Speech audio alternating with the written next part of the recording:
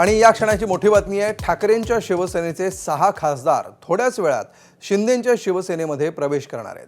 गेल्या 1.5 तासांपासून बंडखोर खासदार आणि एकनाथ शिंदे यांच्यामध्ये बैठक सुरू आहे। खासदार संजय देशमुख, संजय जाधव, नागेश पाटील आष्टीकर आणि भाऊसाहेब वागचौरे हे शिंदेंच्या निवासस्थानी आहेत। तिथून सगळे खासदार वाय.बी. चव्हाण सेंटरवर पत्रकार परिषद घेणार आहेत। तिथेच शिंदेंच्या शिवसेनेमध्ये प्रवेश होणार आहे। दुसरीकडे ठाकरेंची त्यांच्या आमदारांसोबतची बैठक विचारांचा आहे, त्यांच्यावरती विश्वासाचा आहे। माननीय वंदनीय हिंदू सम्राट शिवसेना प्रमुखांच्या विचारांनी आज शिवसेना पक्ष हा पुढे जातोय। एक माननीय एकनाथ शिंदे साहेबांनी ज्या पद्धतीने शिवसेना अजून बळकट केली आहे, मला वाटतं त्याला चालना देण्याकरता हे सर्व खासदार आज सोबत जोडले गेलेले आहेत। मी त्यांचं मनापासून स्वागत करतो, सगळ्यांचं अभिनंदन करतो।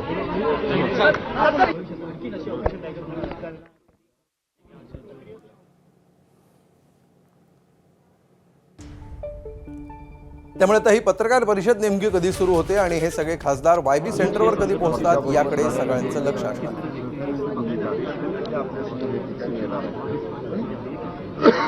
आपने देखा होगा शिवसेना के मुख्य नेता माननीय एकनाथ जी शिंदे साहब जिस ढंग से पूरे महाराष्ट्र को आगे लेके जाने की बात कर रहे हैं, विकास कर रहे हैं, छोटे से छोटा कार्यकर्ता की वो चिंता करते हैं, उनके ऊपर ध्यान देते हैं। ये सब चीजों के ऊपर विश्वास रखकर अनेक लोग शिवसेना में आ रहे हैं, सभी का स्वागत है।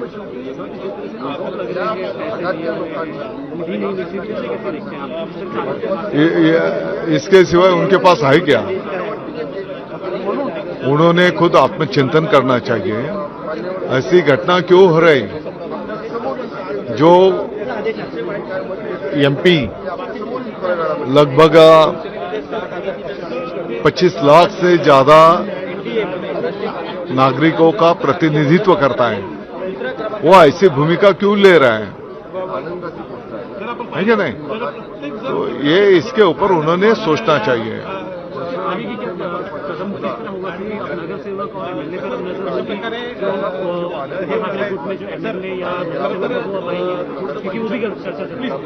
देखो,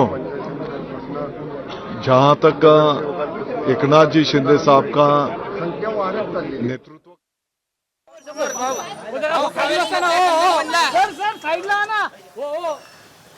अरे मध्येच उभं राहिल्यानंतर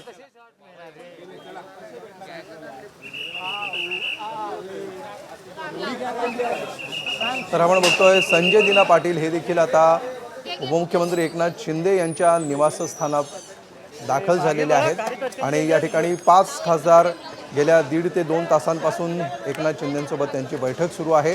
या बैठकीला संजय दिना पाटील यांची देखील प्रतीक्षा होती, मात्र आत्ताच संजय दिना पाटील हे देखील काही वेळापूर्वीच या ठिकाणी पोहोचल्याचे दृश्य आपण बघतो आहोत।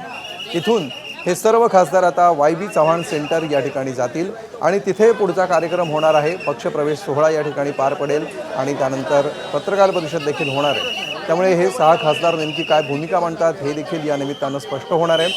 यापूर्वी यातल्या काही खासदारांनी स्वतंत्रपणे माध्यमांसमोर येऊन किंवा फेसबुक लाईव्हच्या माध्यमातून आपापली भूमिका समोर ठेवलेली आहे, मांडलेली आहे। मात्र आता हे सर्वच्या सर्व खासदार एकत्रितपणे पहिल्यांदाच समोर येतील आणि त्यांच्यासोबत उपमुख्यमंत्री एकनाथ शिंदे आणि इतर नेते देखील असतील।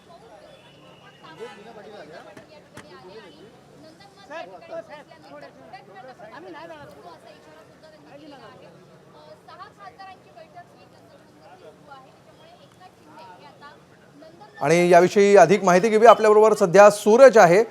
सूरज, गेल्या 1.5 ते 1.25 तासांपासून सध्या ही बैठक आणि चर्चा सुरू असल्याचं कळतंय।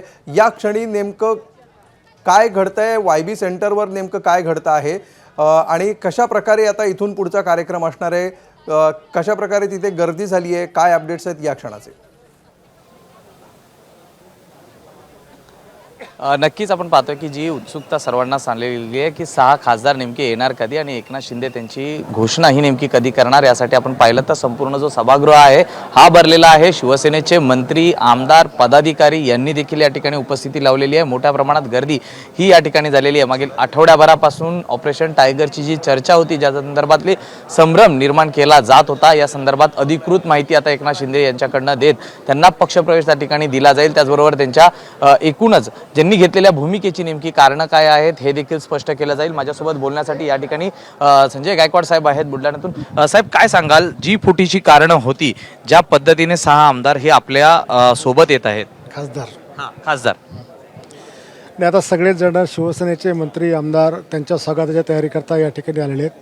काही क्षणातच एकनाथ शिंदे साहेबांसोबत सगळ्यांचं या ठिकाणी आगमन होईल आणि त्या सगळ्यांना रिसर शिवसेनेमध्ये या ठिकाणी प्रवेश दिला जाईल.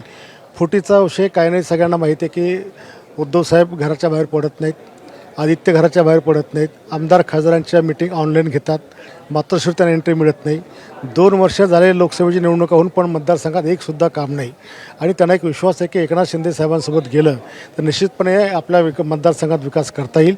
जी काही प्रश्न वचनं जनतेला दिलेली ती पूर्ण केली जातील आणि त्याच अनुषंगाने त्यांनी आता उभटाला सोडून मूळ शिवसेना प्रमुख बाळासाहेब ठाकरे यांच्या शिवसेनेमध्ये या ठिकाणी प्रवेश घेण्याचा निर्णय घेतला आणि या निर्णयामुळे शिवसेना आमचा पक्ष हा देश पातळीवर महाराष्ट्रातला सगळ्यात मोठा पक्ष म्हणून या ठिकाणी पुढे येतोय. ऑपरेशन टायगरची जी चर्चा होती त्यावरनं संजय राऊतांनी टीका केलेली आपल्याला पाहायला मिळतील. कुठलं ऑपरेशन टायगर असते तर पळून गेले नसते, तुम्हाला देखील ते म्हटलेले आहेत आणि आता खासदारांना देखील ते म्हटलेले आहेत. अख्ख्या महाराष्ट्राला माहिती आहे टायगर कोण आहे आणि शेळ्या मेंढ्या कोण आहेत. जे काही तुम्ही भाषा करता की आमचे सैनिक तोडवतील, कोण शिल्लक आहे तोडवायला, कोण शिल्लक आहे अडवायला, किती वाघ तुमच्याकडे आहेत? ओरिजिनल जी शिवसेना बाळासाहेब ठाकरेंची वाघाची आहे ती आमच्याकडे आहे. त्याच्यामुळे संजय राऊतने किती बकवास केली तर त्याला कोणी सिरियस घेत नाही. त्यांनी जर ऑपरेशन तुडवा जर म्हटले तर जशाच तसं उत्तर दिलं जाईल शिवसेनेकडनं. पण महाराष्ट्रामध्ये एका सुद्धा त्यांच्या कार्यकर्त्यांनी या खासदारांना टच करून दाखवावं, तोडून तर फार लांबचा विषय आहे.